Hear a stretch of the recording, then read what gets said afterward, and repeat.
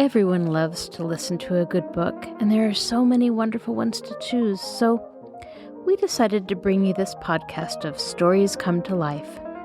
Each episode features a story from either classic or modern literature, especially chosen to be interesting and exciting to hear. So sit back, relax, and listen to this story come to life. Welcome to Stories Come to Life.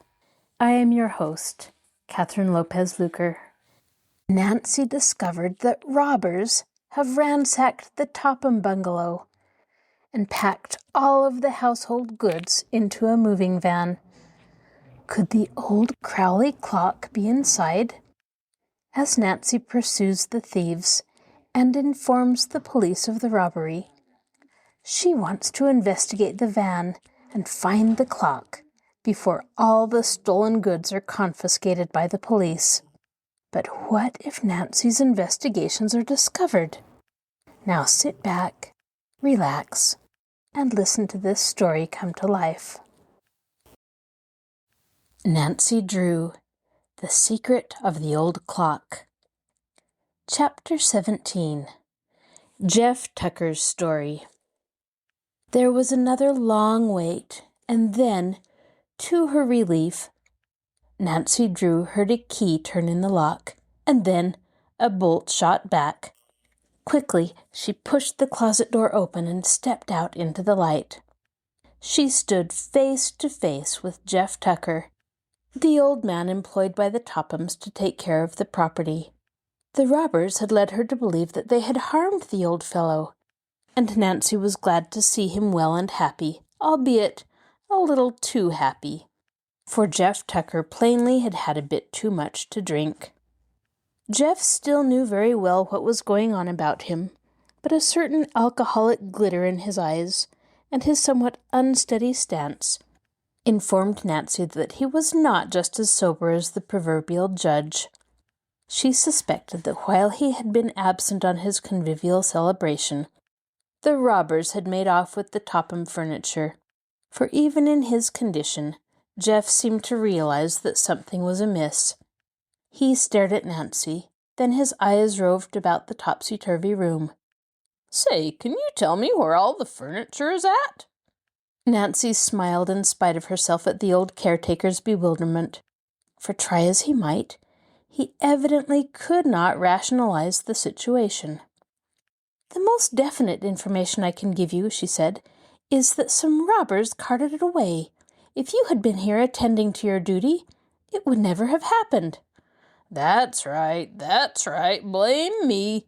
I'm not supposed to be any standing army. I'm just a plain old man with a wife and grandchildren dependent on me. I don't have anything to do with those machine gun boys." Jeff paused and passed his hand over his forehead, as if he were trying to wipe away the alcoholic cobwebs that were accumulating about his perceptive faculties. Then suddenly he pointed a bony finger at Nancy and demanded, "How come you're here?" "That's a fine question for you to ask," replied Nancy indulgently. "But I don't mind telling you. I arrived just as the robbers were hauling off the last of the furniture. They locked me in the closet. I must have been there for hours." "You were in the closet all that time?" Jeff's voice suddenly took on a pathetic tone. "You poor girl. Suppose you'd starved to death in there, or if the house had burned down, or you were scared into fits, or—" "There now, Mr. Tucker, don't take on about what might have happened to me. I'm all right." Nancy determined to try persuasion on the old fellow in order to find out what had happened to him. "Tell me where you were last night," she suggested gently. "Well, miss, it was this way. I was out in the yard doing some chores and thinking how I wished I was someplace that I wasn't. Just any place. I didn't mind where. I was just all fed up with being a caretaker and taking care of all this stuff from morning till night. It ain't such an exciting life, miss, and even though I've sowed all my wild oats, I still sow a little rye now and then." "Yes, Mr. Tucker, I can smell that on your breath right now." Jeff Tucker wiped the back of his hand over his mouth. in an apparent effort to keep his rye-laden breath from being propagated into the atmosphere. "You can't blame me," he protested. "He gave it to me." "Who is this he?" "Why, that man who drove up in the big sedan. He saw me out here, and he knows how useless and lonesome I felt. So he says, 'Jeff, hop in. I know a place.' So in I hopped. Of course, I locked up the house and the barn and saw that everything was safe." "Safe? From the looks of this room, one could hardly call it that." "Oh, well, it looked safe, and I felt safe too, and then we whizzed off in that big car. Then this man, he says, 'Jeff, how about a little drink?' And I says, 'I don't mind, seeing it's you.' Then I had one and some more too, 'cause after a while I didn't feel like I was riding in an automobile at all. I thought I was being carried off to heaven." "Well, that was a fine thing to do, I must say," Nancy commented. "Then what happened?" "Well, I came to. I saw I wasn't in heaven, but I was in a hotel, and I was in bed, and I was feeling sick and discouraged. Well, I got my clothes on, and I saw my keys to the house had been pilfered. Then I tried to recollect what came to pass, and I got suspicious. And I said to myself, 'Jeff, how come that man was so friendly? Why did he give you a drink? And why don't you have any keys? You best bestir yourself,' I said to myself, and here I is." "Oh, yes, you're here, all right," Nancy returned severely, "and a fine mess you've made of it, too. What do you think Mrs. Topham will say when she learns?" Jeff Tucker rolled his eyes. "Oh, my, what will she say? I reckon she'll discharge me." "It would be only what you deserve, Jeff Tucker. You were unfaithful to your trust." "What do you mean? I don't trust anybody anymore. Especially no footloose boys traveling around in sedans." "You don't understand. I mean, you didn't treat Mrs. Topham right in going off." "I reckon you're right. Old Jeff Tucker done gone and made a fool of himself. I realize that whatever I get, I got coming." A tear rolled down the old man's furrowed cheek, and he wiped it away with his handkerchief. "There now, Mr. Tucker," Nancy said consolingly. "Let's forget about what's been done and think about what we can do to straighten things out. I'll try to help you. We must report the robbery to the police right away. Is there a telephone in the house?" "No, we don't have any telephone here." "Then we shall have to go to town as quickly as we can in my car. Do you suppose that you would recognize the man who enticed you away?" "Say, would I remember him? I'd recognize that man in a bootlegger's convention. He was tall and slick-looking, with a kind of gimme look in his eye. Yes, I sure would know him." Before leading the way to her roadster, Nancy thought of the old Crowley clock again, and all that it might mean in the solving of the mystery of the will. Old Jeff Tucker, as caretaker, would surely know whether or not it was in the bungalow before the robbery. "Tell me something, Mr. Tucker," she said. "Was there an old clock in the house? A tall, square-faced mantel clock?" "Yes, but all I ever done to it was dust it. I never wound it up to see if it would run. I have a watch of my own." Jeff Tucker punctuated his remarks by taking a large silver open-faced watch from his pocket and holding it to his ear. "Oh, it's run down, too. I reckon I was in that hotel when I should have been tending to this watch." "Never mind the watch, Jeff. You're sure there was a clock in the house, then?" "Oh, I'm sure of that, miss. I recollect that clock just as plain as day. I wouldn't forget that clock. No, never." Nancy now felt almost certain that this was the clock which contained the notebook telling of what disposal had been made of the Crowley will, and that it had been stolen by the robbers. She must recover the clock, and there was only one way. The thieves must be apprehended and the stolen goods returned. With this thought in her mind, she rushed out toward her roadster, calling to Jeff Tucker to follow. "I'm coming, miss," Jeff called. "Just a minute." He half hobbled off behind the house out of Nancy's sight, while she sat waiting impatiently in her roadster. She started the engine and warmed it up. But still Mr. Tucker failed to return. She called to him, but there was no response. Finally, she could stand the suspense no longer. Jumping to the ground, she set off to find out what had become of the old scamp. She found Jeff Tucker leisurely performing an elaborate facial ablution at the cistern pump.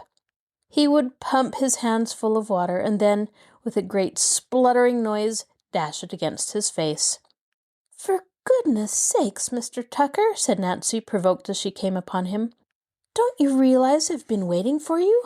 Those robbers will probably be in the next state before we even succeed in notifying the police." "Oh, excuse me, miss, but I'm taking a little wash." "I see you are, but can't that wait?" "But this wash is important. I just want to get good and sober before I go into the police station. And this cold water is good for what ails me." Coax, wheedle, or threaten, Nancy was unable to hurry Jeff Tucker a minute. But at last he had finished, and Nancy, with a sigh of relief, loaded him into the waiting roadster. As she stepped upon the accelerator, and the car moved slowly out onto the highway, she wondered where the old Crowley clock was now, and whether she would ever be able to recover it from the thieves. Chapter 18. Notifying the Police. It was probably fortunate for Nancy Drew that the traffic police were not patrolling the road, for as she opened the throttle wider and wider, her roadster responded with a surge of power that sent the car along at breathtaking speed. "This old bus sure can step," observed Jeff Tucker. "Suppose it turns turtle." "Don't worry, Jeff, it won't. I know this roadster." Nancy Drew did know the limit to which she dared go. She guided the car skillfully, and in a short time they were nearing the outskirts of Melbourne, the nearest town to the Topham bungalow. "Better slow down, miss," Jeff Tucker cautioned.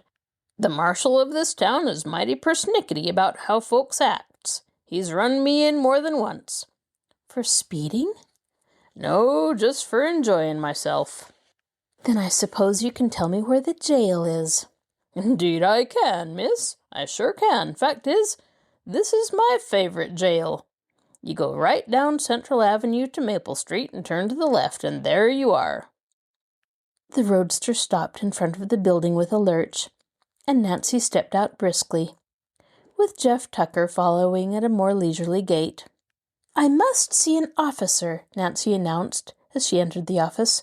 "I want to report a robbery." A buzzer rang, and soon a marshal, followed by several men, entered. Nancy quickly told them all she knew about the Topham robbery, and to corroborate what she had said, she called Mr. Tucker for his version.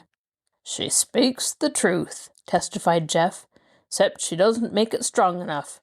First thing they did was kidnap me, so I wouldn't be around to raise a ruckus.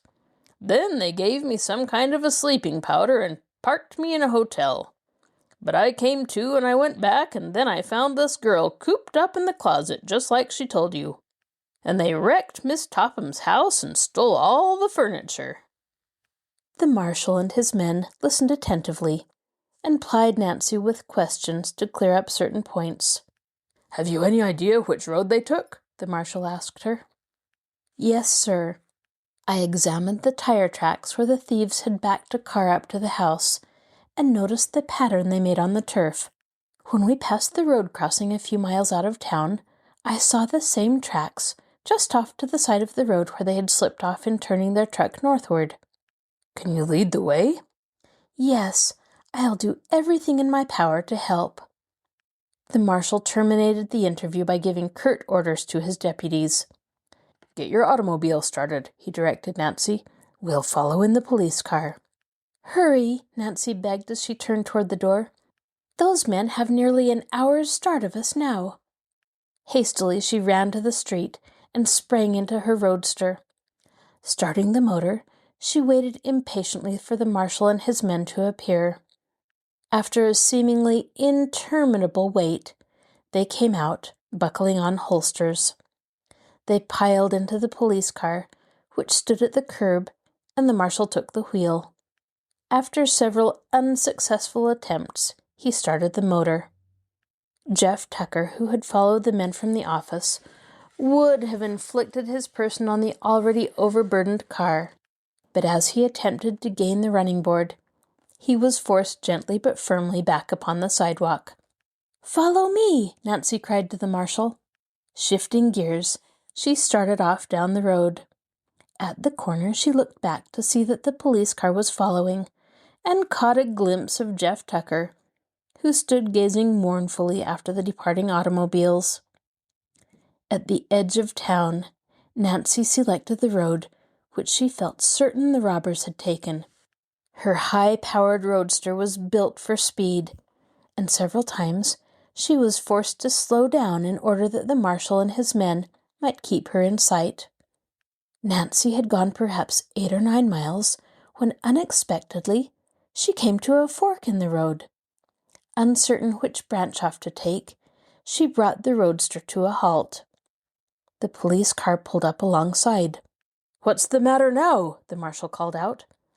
"I don't know which way to go."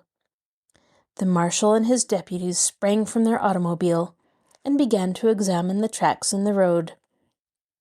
But if a moving van had passed that way, the tire marks had been obliterated by other vehicles. There was no clue to indicate which route the robbers had selected. "They must have taken the right-hand fork," the marshal hazarded. Nancy shook her head doubtfully. "Doesn't the left-hand road lead to Garwin?" The marshal nodded. "Then it strikes me the robbers would have taken that road. It seems reasonable that they would head for a large city where they could dispose of the stolen goods." "Maybe you're right," the marshal admitted reluctantly. "I'll tell you what we'll do," Nancy proposed, as she had an inspiration. "You take the right-hand road and I'll head for Garwin." "And if you should overtake those rascals, what would you do?" the marshal demanded in some amusement. "You couldn't expect to stop them single-handed." "I wouldn't try. I'd raise back and give the alarm. Hurry. Every minute that we delay just gives them that greater advantage." Without waiting until the marshal had returned to his automobile, Nancy drew back her car and headed down the left-hand road. The highway was smooth, and as there was a clear stretch ahead, she drove rapidly. She realized that already the robbers had a big start, and if they had reached Garwin, she could not hope to overtake them. "I'm sure I'm on the right trail," she told herself. "That other road doesn't lead anywhere in particular." After she had traveled several miles, Nancy became less confident. Although she had passed a number of side roads, she had kept to the main highway, and she realized it would have been easy for the moving van to elude pursuit by taking one of the branches. "Still, the robbers can't know that they're being followed," she reasoned. "It's likely they'll be off their guard." 15 minutes passed, and Nancy began to fear that after all she had selected the wrong road at the fork. Presently she noticed a man with a team of horses approaching.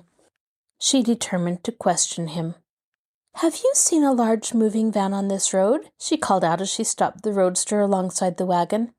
"Truck passed me about 20 minutes ago," the farmer told her. "The big road hog tried to push me into a ditch." Highly elated at the information, Nancy thanked the farmer and drove on. "At the rate I'm going, I should overtake the robbers in a few minutes," she thought. "Oh, if I could only get my hands on the Crowley clock before the police confiscate the stolen goods." 10 minutes passed, and then another 10. As Nancy gazed anxiously down the road, she could see no sign of the moving van. "I've missed them somewhere," she decided in disappointment. "There's nothing to do but go back." Nancy Drew recalled the fact that she had passed a roadhouse less than a mile back, and it occurred to her that possibly the robbers had stopped there. "I'll go back there and make inquiries," she thought. "I haven't gone by a single crossroad since I talked with that farmer. So if the robbers didn't stop at the roadhouse, I can't imagine what became of them. If they were on this road, I'm certain I would have passed them by this time. Dusk was approaching, and Nancy Drew knew that if she were ever to find the robbers, it must be within the next hour. Skillfully, she turned the roadster around in the road. A few minutes of fast driving brought her within sight of the roadhouse. The place was of disreputable appearance, and Nancy suspected that it might be a bad resort to visit. It stood back from the road a short distance, and was half hidden by tall trees. The building was large and rambling, but rather old and sadly in need of paint. A sign on the gate read, "The Black Horse." Beyond the inn, Nancy caught a glimpse of a garage and a large stable. She did not enter the private driveway which led to the inn, but stopped her car at the side of the road. Before starting to walk toward the roadhouse, she hesitated. "I don't like to go in there, but there's no other way," she decided. She walked briskly up the path, glancing about in all directions for a sign of a moving van. The door of the garage was closed, as was the door of the barn, and the thought occurred to her that perhaps the robbers had parked their van inside one of the buildings. As she drew near the inn, Nancy approached cautiously. As she stepped upon the veranda, coarse laughter reached her ears. She tiptoed to a window and peered inside. What she saw caused her to start in surprise. In a dingy, dimly lighted room, 3 men were seated about a table, obviously engaged in a drinking orgy. They were the 3 men who had robbed the Topham bungalow. Chapter 19. A Risky Undertaking. "I must notify the marshal at once," Nancy Drew told herself as she recognized the 3 robbers. Turning away from the window, she crept noiselessly from the porch, and as soon as she was at a safe distance from the inn, broke into a run. As she stepped into her roadster, a sudden thought occurred to her. Those robbers must have parked their van in the garage back of the inn. If only I could get my hands on the clock before I notify the police. Once the marshal takes charge of the stolen goods, I'll have no opportunity. Motivated by the impulse, Nancy drove on down the road a short distance, and rounding a bend, came up on another side road, which led into the woods directly behind the inn. Stopping the roadster where it would be hidden by the trees, she got out and hurried through the timber. Before leaving the car, she had secured her flashlight, for already it was growing dark. Cautiously, she approached the inn from the rear. Reaching the garage, she found the doors closed, but investigation disclosed that they had not been locked. She opened one of the doors and looked inside. There was no sign of a truck, only a battered old Ford car. They must have parked the van in the barn, she decided. As she opened the stable door, it squeaked in an alarming fashion.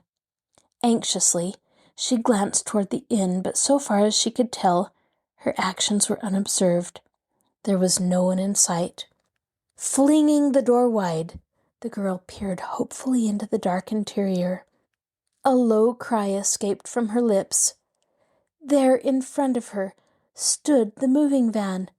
"Oh, what a piece of luck!" she exclaimed, as she viewed the truck which the robbers had left in the barn. "Now, if I can only find the clock." With a last cautious glance in the direction of the roadhouse, she hastily closed the barn door, lest it swing in the wind and attract attention. With the doors shut, the interior of the barn was dark. As Nancy switched on her automobile flashlight and played it over the moving van, she was disappointed to note that it was a covered one. The rear doors were closed. Nevertheless, although she could not see inside, She was certain the truck contained the goods stolen only a few hours before from the Topham bungalow. Securing a firm grip on the door handle, she gave it a quick turn. To her surprise, the door did not open. With an exclamation of disappointment, Nancy turned her flashlight on it, and for the first time noticed the keyhole. The robbers had locked the van. "Oh, dear! Now what shall I do?" she questioned frantically. "I'll never be able to break the lock." Desperately she glanced about. She dared not remain many minutes in the barn, lest the robbers return and find her there. Yet she could not admit defeat. Perhaps the keys were left in the ignition switch, she thought hopefully. She rushed to the front of the van and clambered into the driver's seat. An examination of the dashboard did not reveal the keys hanging from the ignition switch. The robbers must have taken the keys with them, she told herself. Nancy was discouraged. She was on the point of admitting defeat when a thought came to her. Among her acquaintances, there were a number of persons who, upon occasion, hid their automobile keys under the front seat. It was barely possible that the robbers had done likewise. Nancy hastily pulled up the leather seat and looked underneath. A ray of her flashlight illuminated a small object in one corner. Eagerly she snatched it up and saw that it was a key ring. "Luck was with me once," she murmured as she ran back to the rear of the van. After trying several of the keys, she at last found one which would fit the lock. Turning it, she jerked open the door. As she flashed her light about the inside of the truck, she saw that she had made no mistake.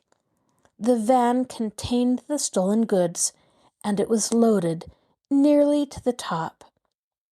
"What shall I do if the clock is on the bottom?" Nancy groaned as another problem occurred to her. "I'll never find it." Dexterously, she swung herself up on the load. She flashed the light about on chairs, tables, rugs, and boxes. There was no sign of the Crowley clock. Then the beam rested for a moment upon an object in a far corner, and with a low cry of delight, Nancy saw that her search had been rewarded. Protected by a blanket, an old-fashioned mantel clock rested on top of a center table in the very front of the van. She scrambled laboriously over odd pieces of furniture as she tried to reach the clock. Her dress caught on something sharp and it tore, but Nancy did not heed it. She snatched at the blanket and swept the clock toward her. One glance at the timepiece assured her that it fit the description Abigail Rowan had given her. It had a square face, and the top was ornamented with a crescent. Nancy was almost certain that it was the Crowley clock, but as she stood staring at it, her keen ears detected the sound of voices outside the barn. The robbers were coming back. "I'm lost," flashed through her mind. Clutching the blanket and the clock tightly in her arms, Nancy Drew partly crawled and partly fell over objects as she struggled to get out of the truck before it was too late. She was afraid to think what would happen to her if the robbers discovered her in the van. Reaching the door, she leapt lightly to the floor. She could now hear heavy footsteps coming closer and closer. Nancy slammed the truck doors shut and searched wildly for the keys. "Oh, what did I do with them?" she thought frantically.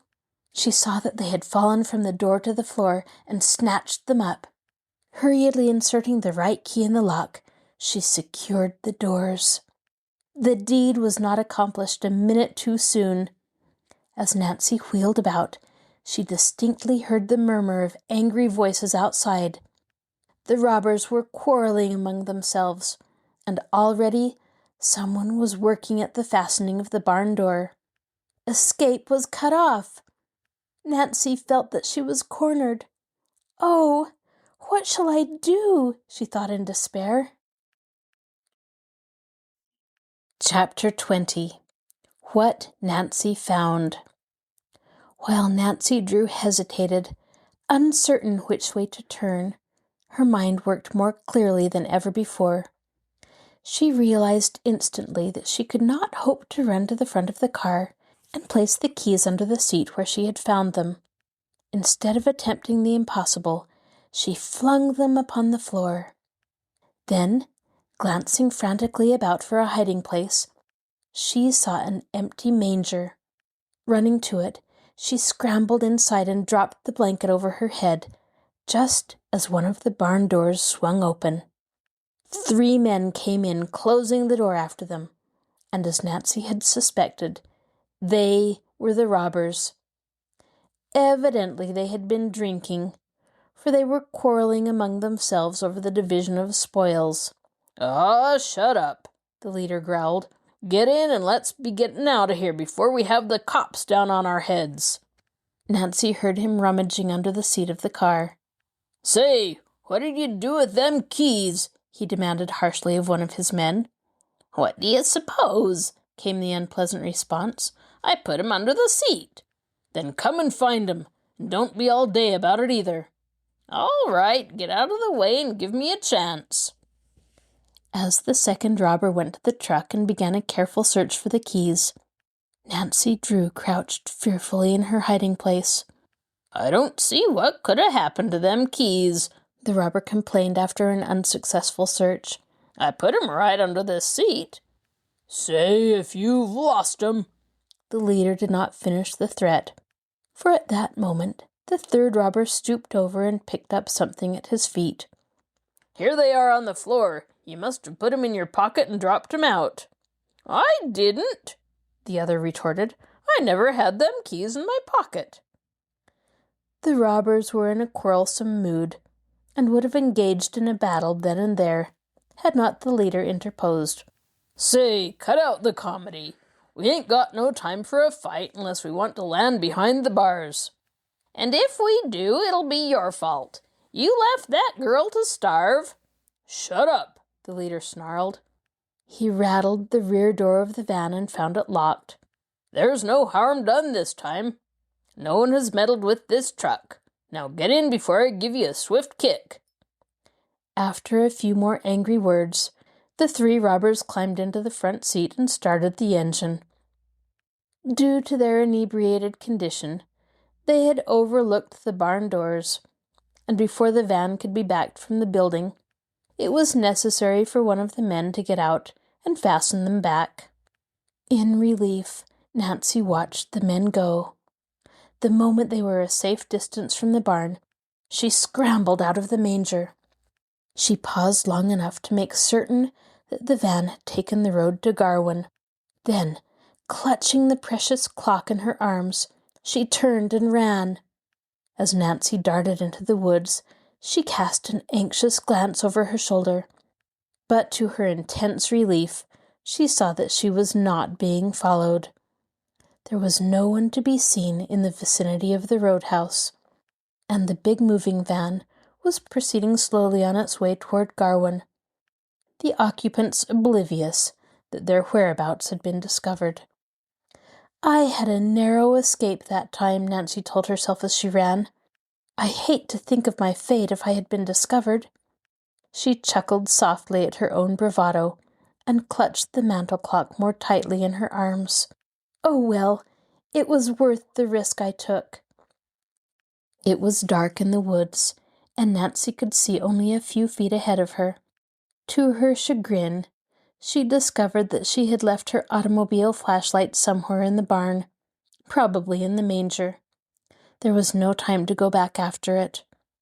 Confident that her sense of direction was good, she plunged through the bushes toward the place where she had parked her roadster. I'm sure the clock is the right one, she thought. Now, if it only contains Josiah Crowley's notebook. In the timber there was insufficient light for her to examine the clock, but from the hasty glance she had given it in the barn, she was almost certain it was the timepiece Abigail Rowan had described to her. If the old woman's story was correct, she would find Josiah Crowley's notebook inside. Reaching the roadster and finding it exactly as she had left it, The girl sprang inside. "I'll go for the police as fast as I can and send them after the robbers," she decided. "The Tophams don't deserve any consideration, but I couldn't be mean enough to sit quietly by and let them lose their household goods." Then, as she was about to start the motor, her glance fell upon the Crowley clock, which she had placed on the seat beside her. She was fairly overcome with curiosity to learn what it would reveal. As she hesitated, she found it impossible to resist the temptation of investigating it immediately, even at the cost of a few minutes' delay. Impulsively, she opened the glass door and ran her hand around the walls. There was nothing inside. "Gone!" Nancy groaned. Could it be that the Tophams had discovered the notebook, only to destroy it? Nancy discarded the thought as quickly as it came to mind, for she recalled the conversation she had overheard between Ada and Isabel. No, they were as ignorant as herself concerning the location of the will. It was more likely that Abigail Rowan had been confused in her story. After all, she had not declared that the notebook would be found inside the clock. Nancy had made the deduction herself. "I was almost certain I'd find the notebook," she murmured in disappointment. "It must be here somewhere." Turning the clock upside down, she gave it a hard shake. Something rattled. Hopefully, she repeated the action. Unquestionably, there was something bulky inside. "It must be the notebook," Nancy thought in excitement. "Unless I'm wrong, it's behind the face. How can I get it off?"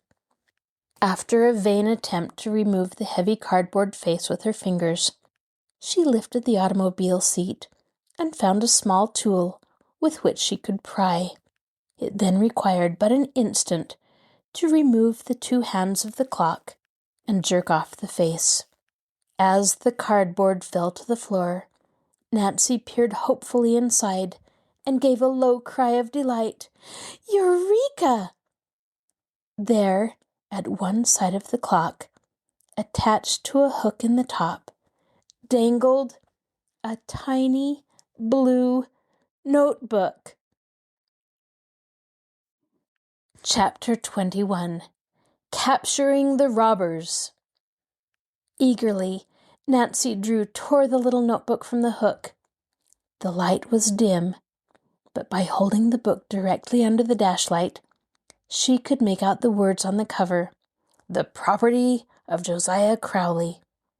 "I've found it at last," she cried. Quickly turning the first few pages, she saw that they were yellowed with age. The writing was fine and cramped, and the ink had faded. These pages were crowded with business notations, but in the poor light, it was next to impossible to make out the words. Nancy was excited, for she was positive that the notebook would disclose what Josiah Crowley had done with his will. Yet she realized that she could not hope to read through the book without a considerable loss of precious time. If she were to report the whereabouts of the robbers to the police, she must not delay another instant. "I'll read the notebook later," she decided. Hurriedly replacing it on the hook inside the clock, she tacked on the face again. Then dropping the timepiece on the seat beside her, she covered it with a blanket. Starting the engine, she skillfully backed the roadster and headed for the main road. Reaching the highway, she cast an anxious glance in the direction the robbers had taken. There was no sign of a light on the road. The moving van had disappeared. "I must travel some now," Nancy told herself grimly.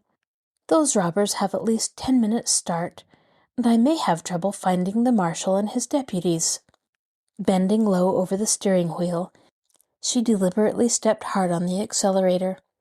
The roadster leapt forward, as though it too comprehended the need for haste. "If those men reach Garwin before the marshal overtakes them, there won't be one chance in 100 of capturing them," Nancy thought. "It was foolish of me to take time to look at the clock." Presently reaching the fork in the road, She selected the right-hand turn, and with undiminished speed rushed on. She had gone several miles beyond the fork when far ahead she caught sight of an automobile headlight. Nancy promptly reduced the speed of the car. The marshal and his deputies may have given up the search and are coming back, she reasoned. I must be careful not to pass them. As the automobile approached, Nancy slowed her roadster practically to a standstill. Then, as she recognized the police car, she brought her own automobile to a halt. As the marshal and his deputies flashed by, she cried out for them to stop. There was a loud screeching of brakes as the police car came to an abrupt halt. Springing from the roadster, Nancy ran forward. "Quick!" she called to the marshal. "The robbers have taken the road to Garwin. If you hurry, you can overtake them. Go on, and I'll follow." Without waiting for more, the marshal and his deputies drove off at top speed. The automobile rounded a bend and was lost to view.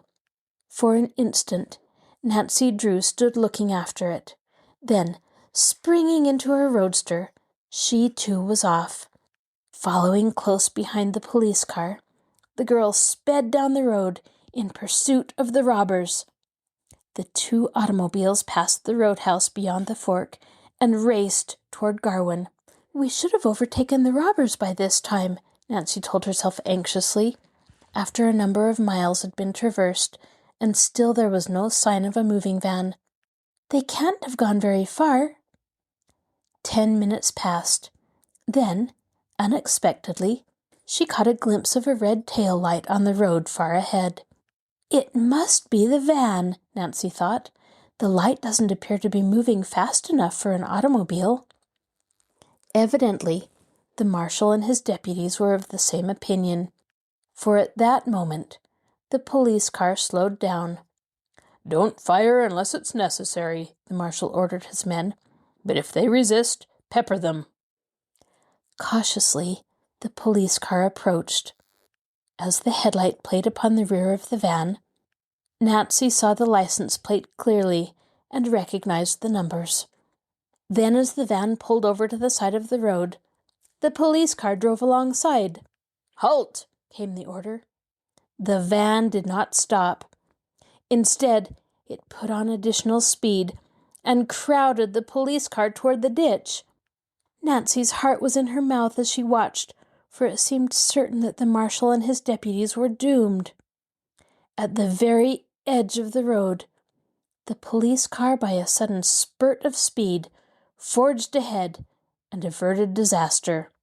"Halt!" rang out the warning cry a second time. "Halt, or we'll fire!" There was a sharp crack of a revolver as the robbers fired the first shot. The marshal and his deputies answered with a quick volley. One of the shots found its mark, the front tire. The van swerved in the road, and as the two side wheels went off into a steep ditch, toppled over. In an instant, the marshal and his men were out of the police car and had covered the three robbers. So easily had the van tipped on its side that the men were not injured, but the unexpected jar had thrown them off their guard. "Take their guns," the marshal ordered. A deputy relieved the three men of their revolvers and searched their pockets for other dangerous weapons. Another deputy handcuffed them. By this time, Nancy, who had stopped her roadster at the side of the road, reached the scene. As she came running up, the marshal turned to her. "Can you identify these men?" As a light was flashed upon each of the robbers in turn, Nancy nodded. "There is the man who locked me up and left me to starve," she declared, pointing to the leader of the robber band. "And the stolen goods are in the van." "They'll get 10 or 20 years for this," the marshal promised. "We'll hold them on several charges.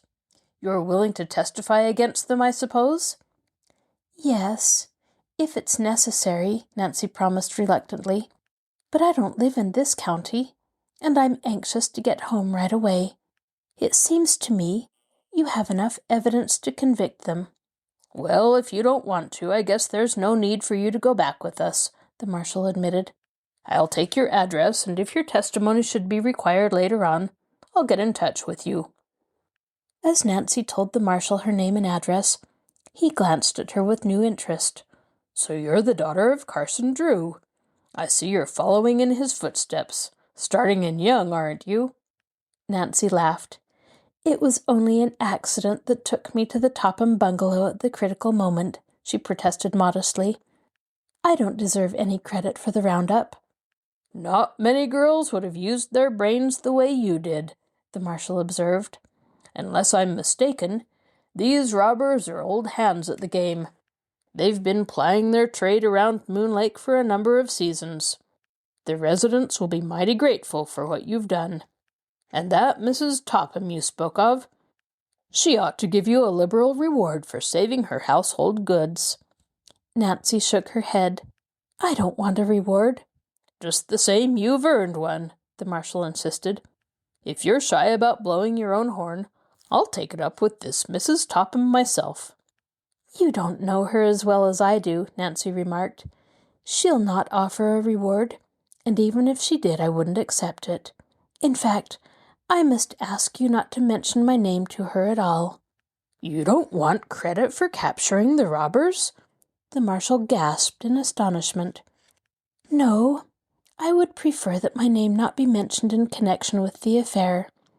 I have a particular reason for making the request."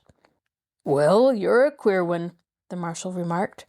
"You're the first person I ever saw who didn't want to take all the glory that was coming to him." "You'll not mention my name?" "No, I'll keep it mum," the marshal promised. "And if you're anxious not to figure in the case, I guess we can get along without your testimony." He turned toward the moving van. "I'll just have a look inside and see if everything is here." Taking the keys which one of the deputies had turned over to him, the marshal unlocked the rear doors of the van and carelessly glanced inside. "It's all here," he announced. Nancy smiled and thought of the clock, which at the moment was hidden under a blanket in her roadster, less than a dozen yards away. "Let's be getting away from here," the marshal directed briskly. He singled out one of the deputies. "You stay here and guard the stolen goods until we can send another truck after it.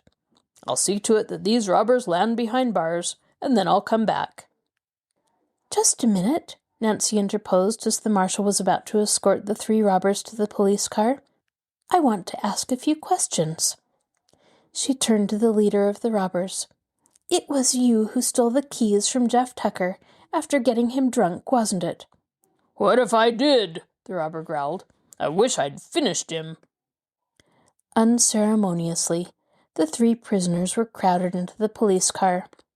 One of the deputies took the steering wheel and another stood on the running board, covering the robbers with his revolver. There was no room left for the marshal. "Are you going back through town?" he asked Nancy. "Yes, it's right on my way to River Heights," she responded without a thought as to the purpose of the question. "Then if you don't mind, I'll ride back with you. There isn't room in the police car." Why, of course," Nancy stammered. At once she thought of the clock, which she had left on the seat of the roadster. What if the marshal should discover it? Even as the thought came to her, the marshal started toward the roadster. This is your host, Kathryn Lopez Luker. Thank you for joining us for this episode of Stories Come to Life. Be sure to join us next time when we continue to listen to The Secret of the Old Clock. You can find a link to our podcast on the Marshall Public Library webpage, www.marshallpl.org. I'll talk to you again soon.